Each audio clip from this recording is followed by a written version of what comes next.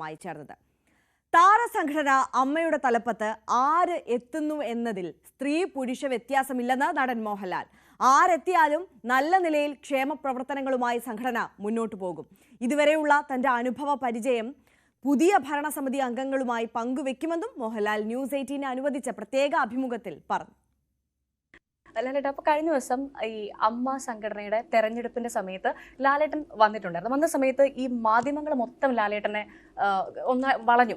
അപ്പൊ ആ സമയത്ത് ലാലേട്ടൻ നിന്നൊരു നിപ്പുണ്ട്. അയ്യോ, എനിക്കൊന്നും ഭയ നമ്മുടെ കണ്ണൊക്കെ പൊത്തി കാതൊക്കെ പൊത്തി. കണ്ണുപൊത്തിയല്ല, ആരെങ്കിലും മൈക്ക് കൊണ്ട് കണ്ണിലിടിക്കുമെന്ന് എഴുതിയിട്ട് നിന്നാണ്.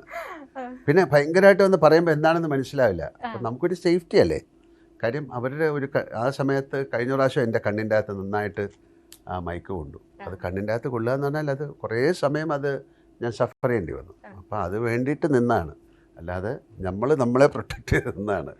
അവിടെ അവരോട് സംസാരിക്കാൻ വേണ്ടിയിട്ടല്ലേ പോകുന്നത്. അപ്പം അത് അവർക്ക് ആദ്യം അങ്ങനെ ഒരു പറഞ്ഞു കഴിഞ്ഞാൽ എല്ലാവർക്കും കിട്ടും. അപ്പം അതൊന്ന് സമാധാനിപ്പിക്കാൻ വേണ്ടി അങ്ങനെ നിന്നുണ്ട്. അതെ ഞാൻ ചോദിച്ചത്. പക്ഷെ ഞങ്ങളത് കണ്ടിരുന്ന് ഞങ്ങൾക്ക് തോന്നിയത്, അയ്യോ എങ്ങനെയാണ് ഈ മനുഷ്യൻ ഇത്ര സിമ്പിളായിട്ട്, അല്ലെങ്കിൽ ഒരു സിമ്പിളല്ല, ഞാൻ എൻ്റെ കണ്ണുകളെ ചെവിയാക്കി രക്ഷിച്ചാണ്.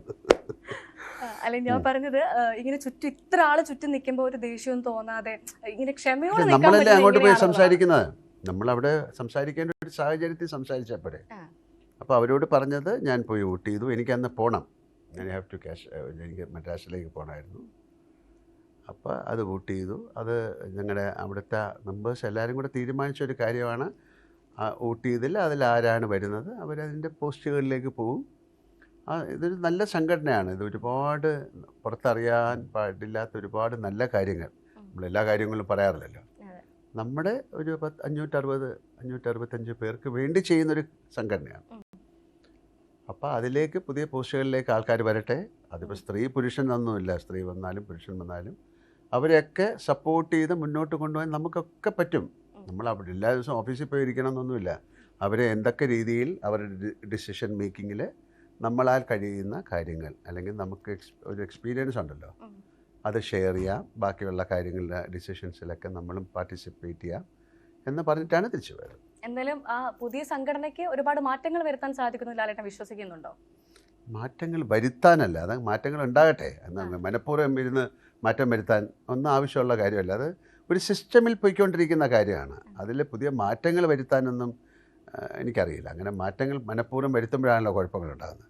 ഒരു കാര്യം മര്യാദയ്ക്ക് ഓടിക്കൊണ്ടിരിക്കുകയാണ്, അതിൽ പുതിയ പോസ്റ്റുകളിലേക്ക് ആൾക്കാർ വന്നു, ആ സിസ്റ്റമിൽ തന്നെ പോകാം. പിന്നെ ആ സിസ്റ്റത്തിനെ ഇനി എങ്ങനെ കൂടുതൽ നന്നാക്കുക എന്നുള്ളത് അവരുടെ കാഴ്ചപ്പാടുകളാണ്. അല്ലെങ്കിൽ ഈ നമ്മുടെ കൂടെയുള്ള മെമ്പേഴ്സ് പറയും ഞങ്ങൾക്ക് ഇങ്ങനെയുള്ള കാര്യങ്ങൾ ആവശ്യമാണെന്ന് പറഞ്ഞു കഴിഞ്ഞാൽ തീർച്ചയായിട്ടും അവർക്ക് കൂടുതൽ കമ്മ്യൂണിക്കേറ്റ് ചെയ്യാം. ഒരു ഡിഫറെൻ്റ് ആയിട്ടുള്ള പുതിയൊരു കമ്മിറ്റിയല്ലേ വന്നിരിക്കുന്നത്. അപ്പോൾ അവരായിട്ട് സംസാരിച്ച് നമ്മുടെ സംഘടനയ്ക്ക് എന്ന് പറയുന്നത് അത് ഒരു ചെറിയ സംഘടനയാണ്. അതല്ലാതെ നമ്മൾ സിനിമയിലായതുകൊണ്ട് എല്ലാവരുടെയും നോട്ടം അതിലേക്ക് വരുന്നു. അല്ലാതെ അവർ ഒരു പാവപ്പെട്ട സംഘടനയാണ്, അവരങ്ങനെ ജീവിച്ചു പോയിക്കോട്ടെ.